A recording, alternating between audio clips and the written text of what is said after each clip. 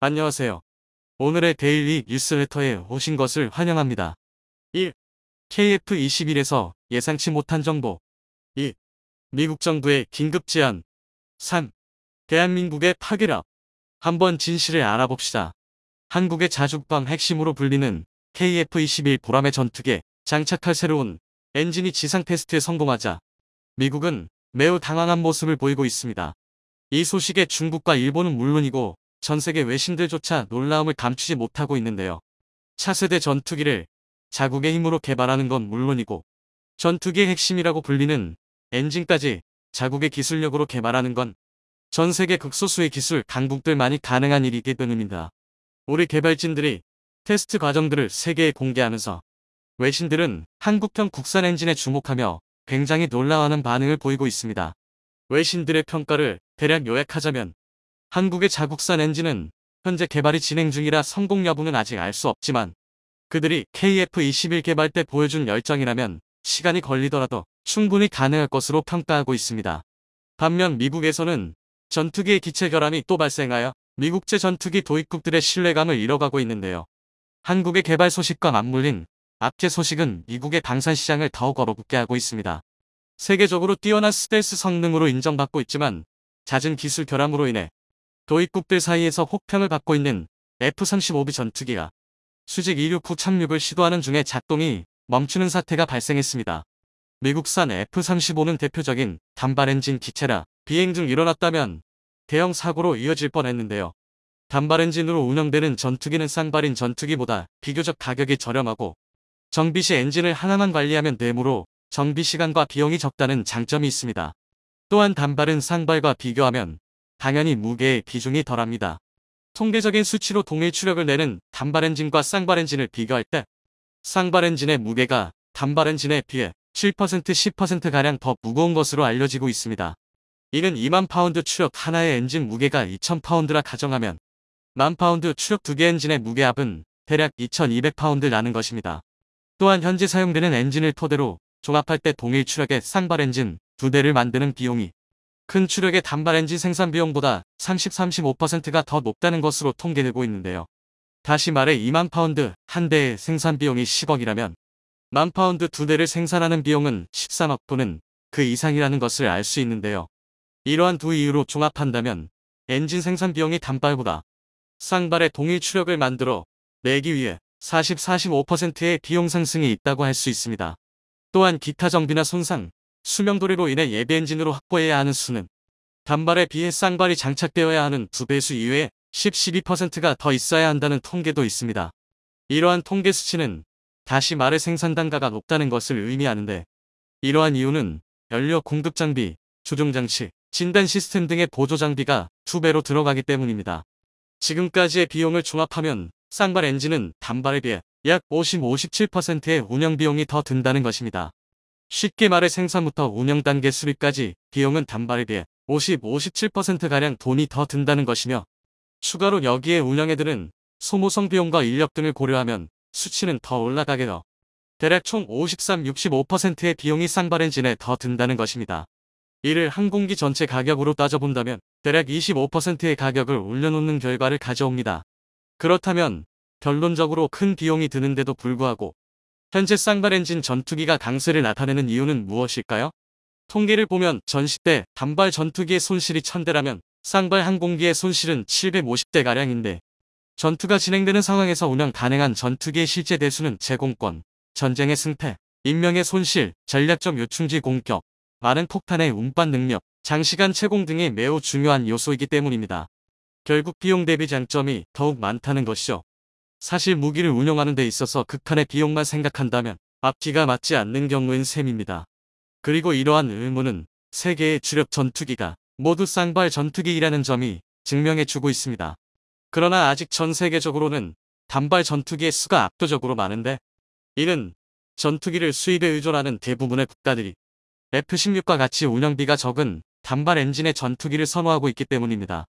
사실 전투기를 개발하는 국가인 경우 기본적으로 부유한 나라인 경우가 대다수이며 이를 수입해야 하는 나라들은 개발국들에 비해 상대적으로 약소국인 경우라서 비용적인 부분이 부담이 될 수밖에 없기에 비용이 저렴한 단발을 선호하는 추세입니다.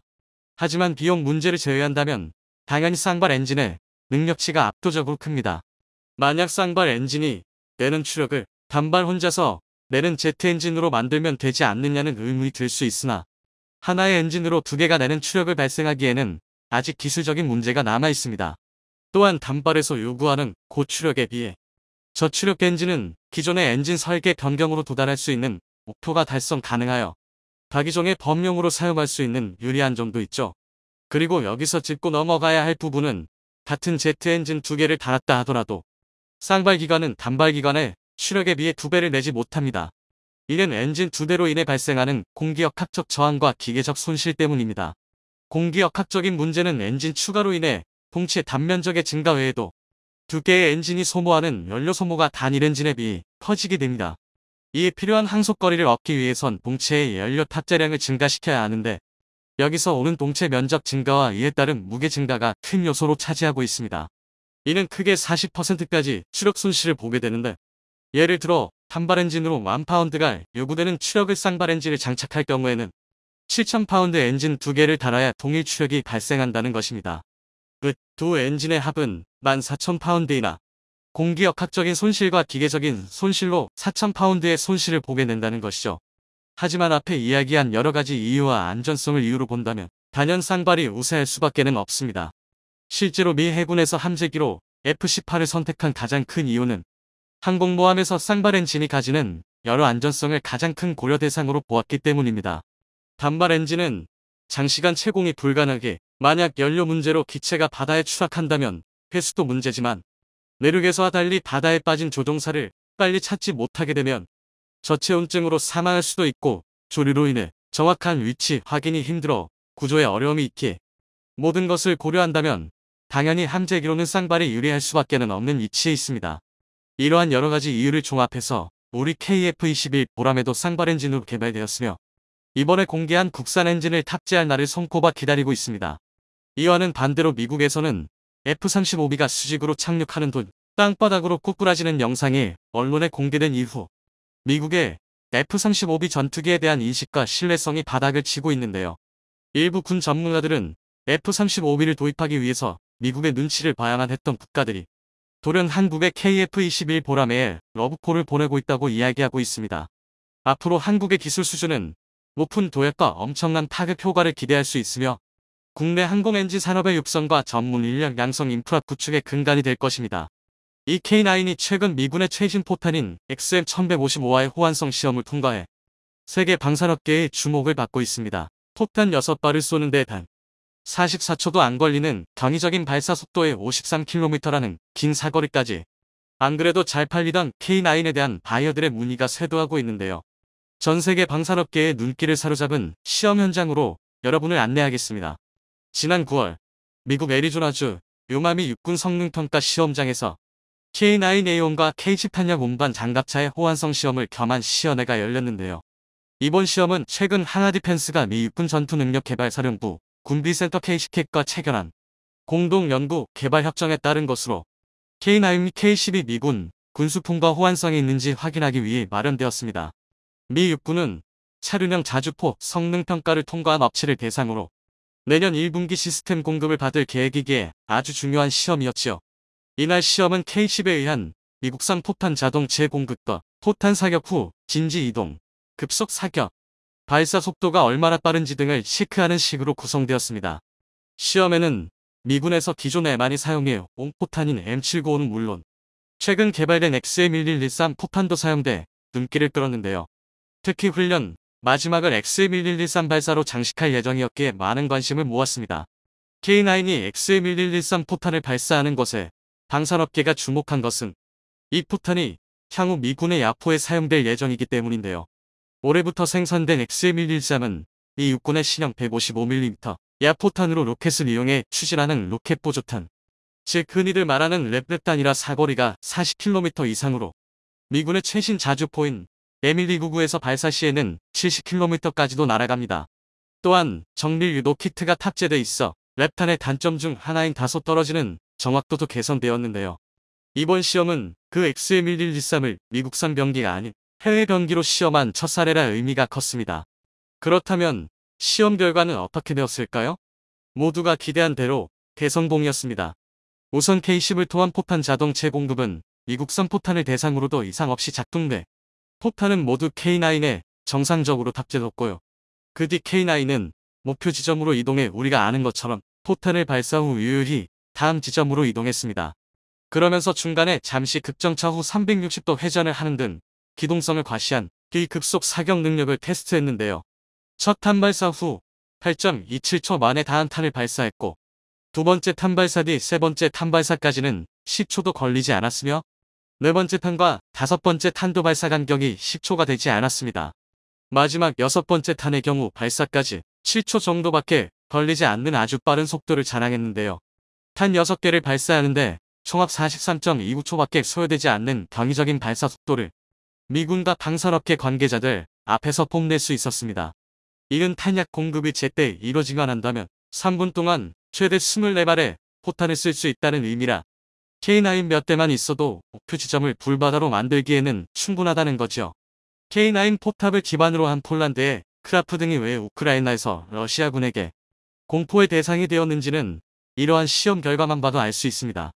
마지막에는 모두가 기다리던 역사상 최초의 비미국 신병기에 의한 XM1113 발사 시험이 진행되었는데요.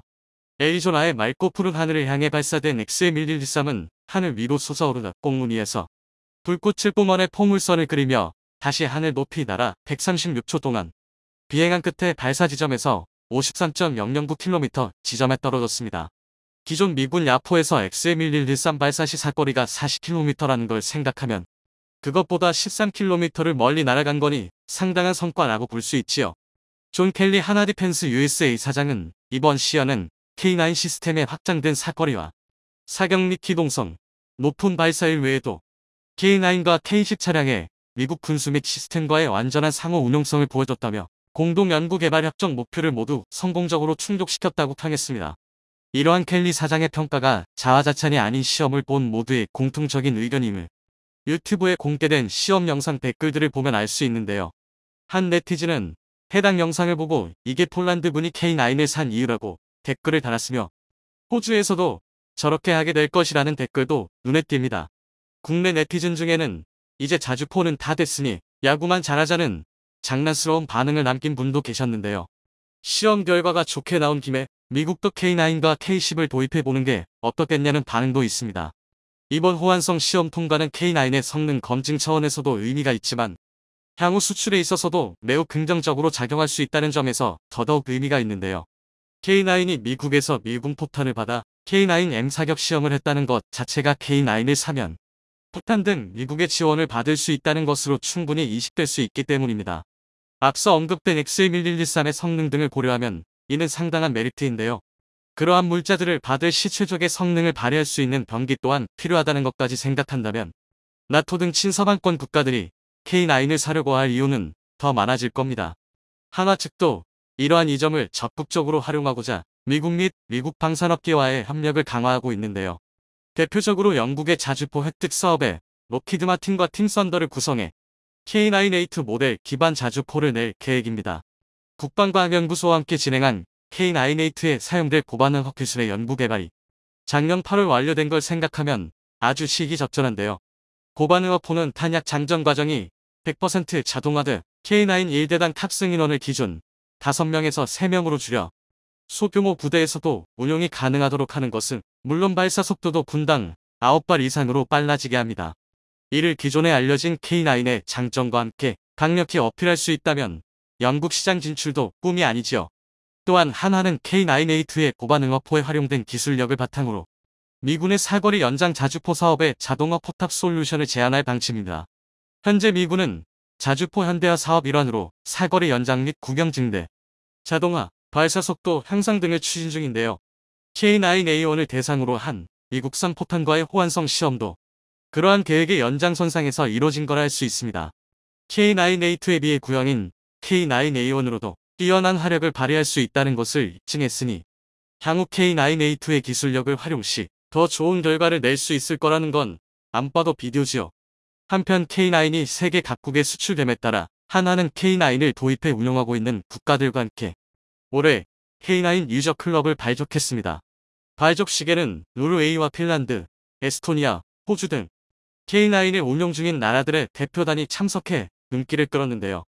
이는 그만큼 K9을 도입한 나라들의 K9에 대한 만족도가 높다는 것을 나타낸다 할 수 있습니다. 유저클럽은 각국의 실전 운영 경험과 노하우 공유, K9의 운용성과 신뢰성을 강화하는 것을 목적으로 하는데요. 향후 K9의 운용과 교육, 정비 등 분야별 워킹그룹 토회를 통해 상호협력과 지원 방안도 모색할 방침입니다. 앞서 잠시 언급한 미국의 에밀리 99 등 향후 K9의 경쟁 상대가 될 수 있는 최신 자주포들이 속속 등장함에 따라 하나도 K9A2보다도 성능을 강화한 K9A3의 개발에 들어갔는데요.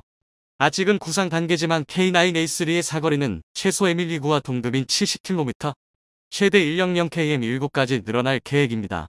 분당 최대 발사 속도도 고반응 포탑 기술이 사용된 K9A2보다 빠른 10발 이상이 될 것으로 예상되는데요. 여기에 AI 기술을 기반으로 무인 운용 또한 가능하게 할 방침이다. 이는 유사시 전투에서의 인명피해를 최소화할 수 있다는 점에서 획기적이라 할 수 있는데요. 최근 들어 다목적 무인 차량과 무인 수색 차량, 폭발물 탐지 제거복, 하이브리드 전기 추진 장치 등의 무인 체계 개발을 선도 사업으로 추진 중인 하나 디펜스의 기조와도 맞아떨어집니다. K9의 무인 운용을 가능하게 해줄 핵심 기술은 AI를 통한 사격 통제 기술과 원격 주행 기술인데요. K9의 무인 운용을 가능하게 해줄 핵심 기술은 AI를 통한 사격 통제 기술과 원격 주행 기술인데요. 어느 정도 검증이 이뤄진 만큼 이를 K9과 같은 무한 궤도 병기에서도 활용할 수 있도록 할 수만 있다면 충분히 실현 가능합니다. 아리온스맷 또한 K9과 마찬가지로 미군 관계자들이 지켜보는 가운데 성능 시험을 하게 되는데요. 지난달 6일 미 국방부가 주관하는 해외 증시험 대상 장비로 선정돼 빠르면 연말부터 성능 시험이 진행될 예정입니다. 국내에서 개발한 군용 무인 차량이 미국에서 주최하는 성능 시험에 참여하는 것은 이번이 최초인데요. 이는 국내 무인 체계 기술이 미국에서도 인정하는 수준에 이르게 되었음을 의미합니다. 향후 진행될 성능 시험이 성공적으로 끝난다면 하나의 AI 관련 기술은 군용으로서 활용 가치가 크다는 것이 입증되는 셈인데요. 이를 향후 K9에 적용하게 된다면 세계 방산업계의 각광을 받게 될 것은 두말하면 잔소리일 겁니다. 아리온스맷의 최대 통신거리가 현재 기준 1.1km임을 고려하면 이를 대폭 개선할 시 향후 K9 운용에 있어서도 진가를 발휘하게 될 것으로 예상되는데요. 안 그래도 수십 킬로미터 밖에서 적을 타격할 수 있는 게 자주포의 무서운 점인데 자주포보다 최소 몇 킬로미터는 더 떨어진 곳에서 원격 조종이 가능해진다면 아군 인명피해 우려 없이 원거리에서 적진을 초토화한다는 유사일의 모든 군사 조직들이 꿔왔던 꿈이 현실화되는 겁니다. K9A3의 사거리가 우리의 희망대로 100km까지 달하게 된다면 이러한 장점과 시너지를 일으켜 사상 최강의 원거리 공격용 병기가 탄생하는 것도 충분히 가능해지죠. 최근 미 해군이 고등훈련기 후보 기종을 납품받아 신형 훈련기로 교체할 계획임이 밝혀지며 전 세계 많은 기업들이 개발에 열을 올리고 있습니다. 현재 후보 기종으로 언급되는 기체 중에는 카이와 록히드 마틴의 T-50도 있는데요. 카이와 록히드 마틴은 함재기형 FA-50 모델을 개발해 납품할 계획입니다. 그와는 별개로 카이는 KF-21 네이비 개발에 도전장을 내밀었는데요. 아직 한 번도 함재기를 설계하거나 개발해본 경험이 없는 카이의 개발 소식에 우려의 목소리가 컸으나 이번 기회를 통해 그 고민이 모두 해결될 것으로 보입니다. 카이가 이번 미 해군 훈련기 사업에 함께 도전하는 록히드 마틴사를 통해 미국의 함재기 개발 관련 기술을 이전받을 수 있게 된 것이죠. 이는 추후 KF-21 네이비를 설계하고 개발하는 데에도 많은 도움을 줄 것임이 분명하기에 그 전망이 매우 밝아졌는데요. 또한 함재기형 FA-50은 현재 개발 예정인 KF-21 네이비의 훈련기 역할도 톡톡히 해낼 것으로 기대되고 있습니다. 한편 이러한 소식에 한국을 견제하는 나라들도 속속 보이고 있습니다. 특히나 그리스의 한 군사 전문 매체는 노골적으로 그 복잡한 심경을 드러내며 화제가 되기도 했는데요. 그 자세한 내용 알아보도록 하겠습니다. 과거 미국의 군사 전문지인 디펜스 뉴스는 미 해군이 운용 중인 구형 제트 고등훈련기 T-45C 엔진 블레이드가 원인 불명의 사유로 파손되는 현상이 발견됐으며 곧 모든 T-45C의 이륙을 금지하는 조치를 취했다는 내용의 기사를 게재했습니다. 엔진 블레이드가 파손되는 현상은 전투기 안전에 큰 위협이 될 수 있는 큰 사고인데요. 전투기가 공격적 초음속 상황에 진입하게 되면 캐노피 전방 기수 분야, 덕트의 구조상 특징으로 인해 충격파가 자주 발생하며 진동이 생길 수 있으며 그러한 진동으로 인해 볼트나 작은 구조물들이 떨어져 나갈 수도 있습니다. 그렇게 떨어져 나간 구조물들이 엔진에 흡입될 경우 엔진 블레이드를 파손시키며 파편을 만들게 되고 그 파편이 엔진 도관뿐만 아니라 이와 계통까지 망가뜨릴 수 있죠. 그렇게 되면 전투기는 활공비행마저 불가능한 상태가 되기 때문에 손쓸 도리 없이 지상으로 추락할 수밖에 없습니다. 그만큼 위험한 상황에 놓여있는 T-45C의 상태에 미 해군 기관들과 파트너 업체인 롤스로이스는 고장 원인을 파악하기 위해 불철주야 노력하고 있는데요. T-45 훈련기는 1988년 도입된 이후 30년 이상 운용되고 있으며 1997년에 급파생형인 T-45C로 전량 업그레이드 됐습니다. 중간에 업그레이드 됐다고 하더라도 T-45C는 30년 넘게 운용되어 온 구형 기체이기에 그 원인을 쉽게 찾기는 어려울 것으로 예상되고 있습니다. 이에 미 해군 소속 조종사들과 비행교관들은 T-45C의 탑승을 거부하는 단체 행동을 하며 강력하게 항의하기도 했습니다. 미 해군도 더는 제트 고등훈련기 교체 사업을 미룰 수 없다고 판단하고 변화의 의지를 드러냈는데요.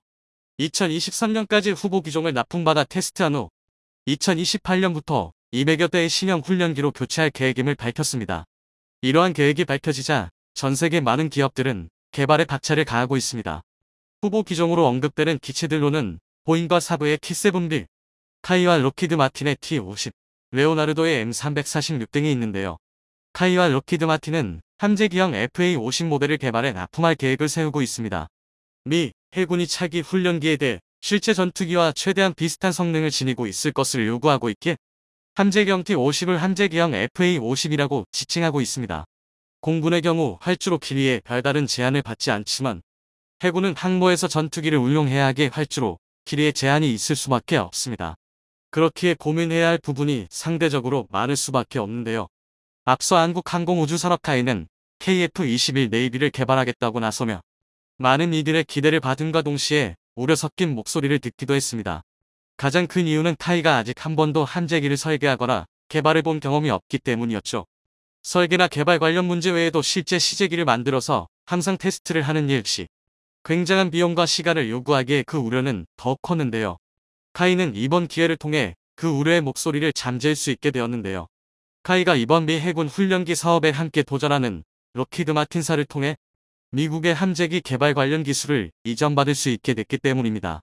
카이는 함재기형 FA-50 모델 개발 과정을 통해 미국의 함재기 개발 관련 기술을 바탕으로 함재기를 설계하고 테스트할 수 있는 기회를 얻게 된 것이죠. 카이의 관계자에 따르면 T-50은 설계하는 단계에서 파일럿 후보생들에 의해 거칠게 다루어질 것을 예상하고 튼튼하게 만들어진 기체이기 때문에 그렇게 많은 개량 작업이 필요하지 않다고 합니다. 이에 카이 기술진들은 4년 6개월 정도면 함재기형 FA-50의 설계, 개발 및 테스트까지 완료하여 납품할 수 있다며 그 자신감을 내비쳤습니다. 이번 개발 경험은 추후 KF-21 네이비를 설계하고 개발하는 데에도 많은 도움을 줄 것임이 분명하기에 그 전망 역시 매우 밝아졌는데요. 또한 함재기형 FA-50은 KF-21 네이비의 훈련기 역할까지 톡톡히 해내며 많은 도움을 줄 것으로 기대되고 있습니다. 한편 카이와 록히드 마틴의 주요한 경쟁 상대 보이는 미 해군 훈련기 사업에 T-7A를 해군형으로 파생시킨 T-7B를 제안할 것이라 선언했습니다. 앞서 T-7A는 미 공군 훈련기로 선정됐는데요. 가격을 낮추기 위해 철저하게 훈련기 사양에 맞춰 설계, 제작된 기체입니다. 국내의 한 전투기 설계 전문가는 T-7A의 현재 공허 중량으로 봤을 때 경전투기 버전으로 개량된다고 하더라도 무장 탑재 능력은 FA-50의 절반 이하가 될 것으로 예상된다고 분석했습니다. 과연 T-7B가 함재기 역할을 잘 해낼 수 있을지 의심스러운데요. 함재기는 항모 이착함 시 발생하는 충격을 견딜 수 있도록 튼튼한 기고를 갖춰야 하며 충분한 작전 행동 반경을 확보할 수 있도록 많은 연료를 탑재할 수 있는 능력 역시 기본적으로 갖고 있어야 합니다. 그렇기에 미 해군이 사용할 차기 훈련기 역할을 해내기에는 현재 T-7A의 문제점이 너무나도 두드러집니다.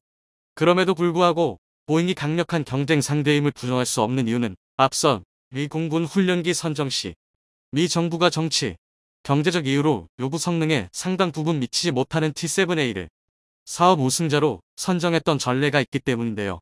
미 해군의 의사결정은 미 공군과 독립되어 있으며 이 공군과는 다른 독자적 기준으로 사용할 기종을 선택하는 것으로 유명합니다. 또한 미 해군의 훈련기 사업은 튼튼한 기골과 넉넉한 연료 탑재력을 요구하고 있기 때문에 그 진입 장벽이 훨씬 높죠. 생산비 절감과 구조 경량화에 치중했던 T7이기 이번 사업에서는 정치, 경제적 이유로도 사업을 따내기가 힘들 것 같습니다. 반면 FA50은 이미 그런 능력을 충분히 갖추고 있는데요. 그뿐만 아니라 폴란드 수출을 시작으로 콜롬비아, 말레이시아 등 계속해서 여러 나라로의 수출 가능성이 제기되며 규모의 경제도 발생시킬 수 있을 것으로 예상되고 있습니다. 그렇기에 이번 미 해군 훈련기 사업의 유력한 우승자로 FA50을 꼽는 전문가들이 늘고 있습니다. 한편 이러한 소식에 한국을 견제하는 모습을 보이는 나라들이 속속 나타나고 있습니다. 최근 그리스의 군사 전문 매체 디펜스 포인트는 폴란드가 도입한 FA50PL에 대한 기사를 통해 노골적으로 그 복잡한 심경을 드러내며 화제가 됐는데요. 그리스가 현재 보유하고 있는 F-16 기체들은 지금 바로 현대화 개량 작업을 하지 않으면 5년 내 폐역시킬 수밖에 없을 정도로 그 상태가 좋지 않은 상황이라고 합니다. 그런 상황 속에서 뛰어난 성능을 갖춘 FA50P를 한꺼번에 48대나 사들인 폴란드를 바라보는 심경은 복잡할 수밖에 없을 것 같습니다. FA50PL은 현재 그리스가 보유한 154대의 구형 F-16에 버금가는 잠재력을 가지고 있으면서도 앞으로 긴 수명 주기까지 기대할 수 있는데요. 그뿐만 아니라 이사 레이더와 에임120 암람으로 시계외 공중전 BVR 능력까지 갖추고 있습니다. 매체는 그러한 사실을 잘 알고 있으면서도 폴란드가 FA50을 도입한 이유는 중고 F-16을 더 이상 찾아볼 수 없었기 때문이라며 말도 안 되는 주장을 펼쳤습니다. 또한 기사 후반부에 가서는 FA50PL은 마찬가지로 고등훈련기 겸 경전투기로 제공되고 있는 이탈리아 M346과 직접적인 경쟁 구도에 놓여 있다며 FA50PL과 이탈리아 훈련기 M346을 같은 체급으로 다루어 보려는 무리한 분석까지 마다하지 않았는데요. 훈련기 사양에 충실하게 만들어진 M346과 처음부터 전투기로 쓰일 것을 예상하고 설계된 FA50PL 사이에는 상당한 차이가 있을 수밖에 없습니다. 그럼에도 매체는 무리하게 두 기체를 비교하며 현재 그리스가 사용하고 있는 M346을 돋보이게 하려는 의도로 편파적인 정보를 전달했습니다. FA50PL의 개량 내용에 대해 너무 한정적인 정보만 제공하며 마치 M346이 FA50보다 위에 있는 것처럼 이야기했죠. 그러나 사실은 이사 레이더와 중거리 공대공 미사일 AIM-120C가 통합된 FA50PL에 비해 M346은 시계외 공중전 BVR 능력이 확연하게 떨어집니다. 또한 과거 폴란드는 M346에 대해 기본적으로 천음속 기체이기 때문에 공격기나 전투기로 부적합하다고 그 문제점을 지적하기도 했죠. FA50PL은 KF-21 보라매를 개발하며 습득한 최첨단 기술들이 적용되어 있기에 경전투기로서는 최고의 성능을 지니고 있습니다. 그 뛰어난 능력에 견제하는 모습을 보이는 나라들까지 등장하는 모습에 괜스레 기세등등해지는데요. 계속해서 누구도 넘볼 수 없는 기술로 세계를 선도해 나가길 바랍니다. 영상이 도움이 되셨다면 구독과 좋아요 부탁드리며 오늘도 감사합니다. 최고로 멋진 하루 보내시길 바랄게요.